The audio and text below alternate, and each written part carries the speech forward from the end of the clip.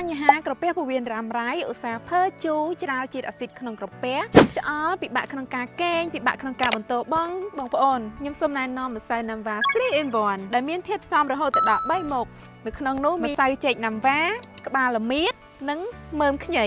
មានតួនាទីជួយទប់ស្កាត់ការបញ្ចេញទឹកអាស៊ីតក្នុងក្រពះជួយកាត់បន្ថយការរលាកក្រពះពោះវៀនរ៉ាំរ៉ៃយ៉ាងមានប្រសិទ្ធភាពព្រោះនៅភូមិស្រុកមួយគ្នាអញ្ចឹងគាត់ជាអញ្ចឹងយើងក៏សប្បាយចិត្តដែរម៉ួយមកទិញអីយើងរហូតអញ្ចឹងអត់ឲ្យមើលប្រាប់គាត់អញ្ចឹងខ្ញុំផឹកអាហ្នឹងតាមម៉ាក់ខ្ញុំដែរហ្នឹងមុនម៉ាក់ខ្ញុំណែនាំថាខ្ញុំមិនដែរជឿថ្នាំលក់តាមអនឡាញហ្នឹងផឹកមិនកើតទេម៉ាក់ខ្ញុំក៏ទិញអូនអើយឲ្យទៅអនឡាញណាបកាអាព្រីងរឹតអាថ្នាំអីក៏ទិញចោលគោពេញផ្ទះ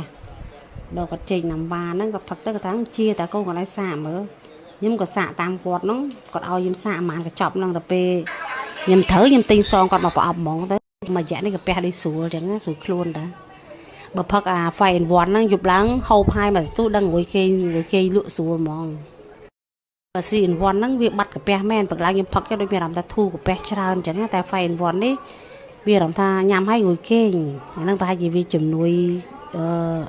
ដូចគេដាក់អញ្ចឹងជំនួយសាច់ជំនួយកញ្ចក់ជាមួយអីយើងហើយយើងគេងបាន